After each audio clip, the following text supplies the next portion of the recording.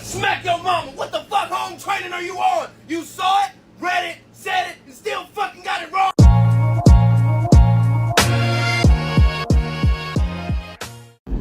Hello, ladies and gentlemen. Welcome back to HIMediaTV. I am your host, Evan from HIMediaTV, and welcome back to another chapter in my little black book, the daily vlog show where I yap into a camera for an indeterminate amount of time and you watch for some reason. Today, I want to talk about Doordash.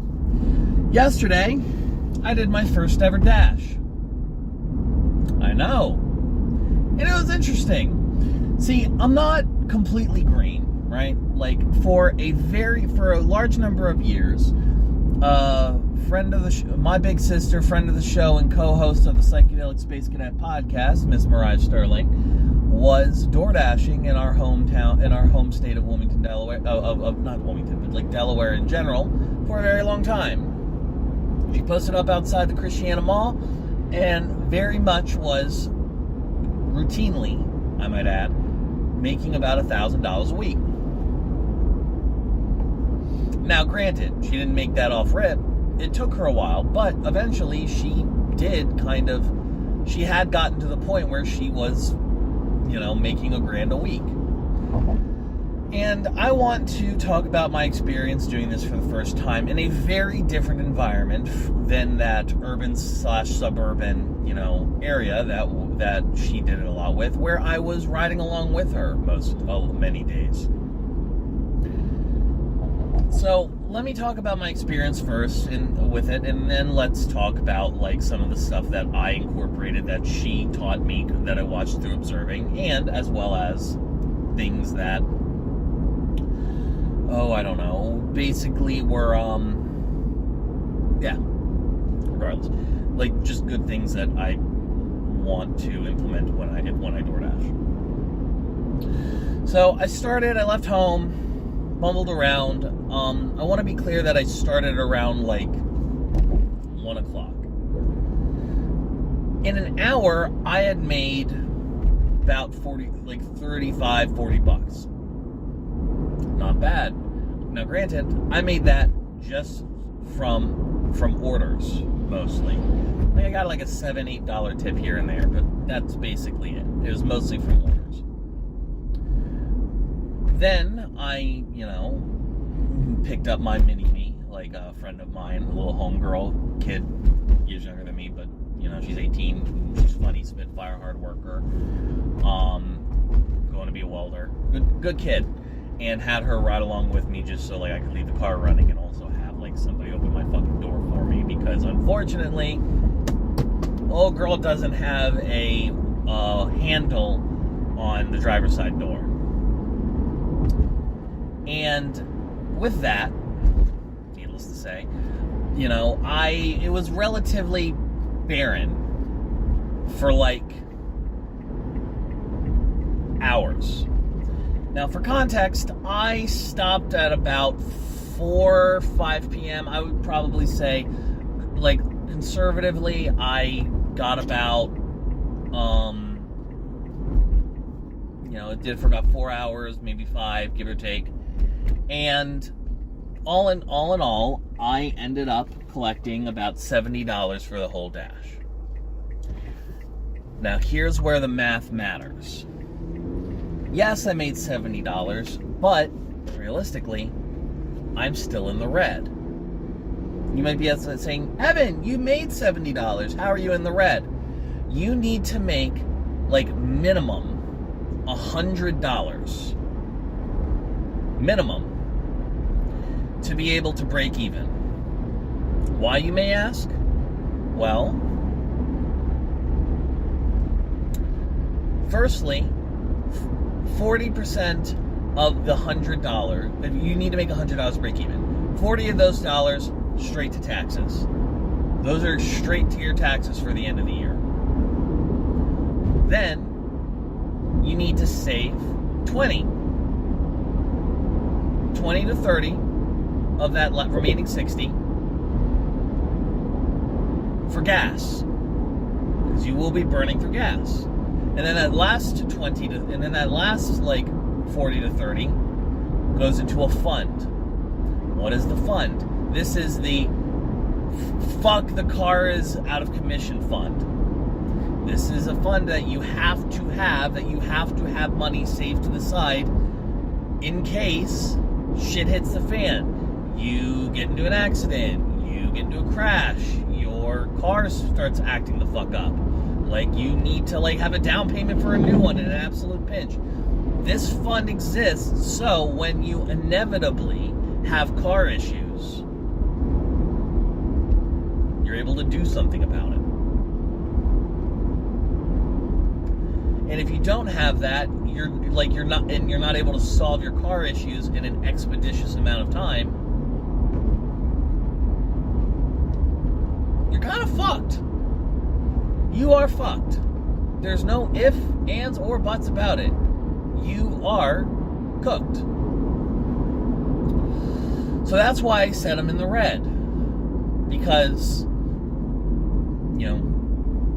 20 of those dollars are going to be have to be saved for taxes. 30 of which was used on gas. Not enough went into the fund. Not enough went into the oh shit fund, the squirrel fund. Now, granted, once you make like 150, 200, 250, then you're making bread. Then you're making some decent money. But you gotta make 100 first. Especially if you're going to be doing this relatively often. I might not be. I might do some Doordash now and again if I need, a touch of extra cash. Like if money's tight, I'll go Doordash for a little bit. Make a little bit of money. I mean, but, unfortunately, my family is very, very much adamant about me getting insurance, honestly. In hindsight, I probably shouldn't have fucking told them about it.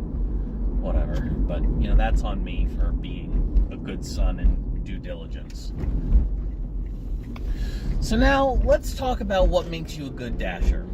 Some of the tips, tricks, and things I learned from Madam Mariah Sterling. There's two things that you're going to want to do. Standard. One, every place you go to, you're going to want to ask them to put extra silverware in the bag. And a straw, and whatever. It doesn't matter if they already did it. You're going to ask them to do that anyways. Period. That's the first thing. The second thing is, whenever you deliver this shit, you are going to put it to the side in such a way that the door, when they open it, it is not in the way and it is not going to fall down. Shit like that matters. Genuinely, it does. These are the two things that you can do beyond a shadow of a doubt to make sure that you keep customers happy, which leads to a good rating, which leads to better and better orders. This matters. Now, I'm going to put you all on game. One of the things that you need to do is take a look and go on Vistaprint. Go make a nice little business card thing that says, "Enjoy your meal!" ! Please leave a 5-star rating and have a nice day! ! Or with some little things or whatever. And you are going to keep tape in your car, and you're going to tape it to the outside of the bag. You are going to do this. And the reason you do this is because people actually not only thinking to give you a review are going to think, oh, yeah, that's fine, and then give you a 5-star. It's a little bit of kindness that absolutely will pay dividends. You will do this. You should do this. It's important. Now, if you are like me, a content creator of some sort, you're a musician, things of that nature, especially if you're like a musician, get a card and say, hey, along with this card, get one free song. Like, get another card that says, get one free song and support me on X, Y, or Z. Little ad. It is, to this day, word of mouth is one of the most meaningful ways of expanding, like, your reach. Fundamentally, at the end of the day, I do like Doordashing. Like, actually, I honestly do want to do it, and I am considering getting fucking commercial driving insurance. Oh my fucking god. So I can do it more regularly. That being said, though, probably not with this vehicle, at least not with any degree of regularity. But I do want to do it. And I do think doing it will lead me to, some better, like, money here and there. That being said, ladies and gentlemen, thank you so very much for watching. This has been another chapter in my little black book. It's closed. I'm gonna send you to end screen Devin now. Toodaloo. Hey, thanks for watching.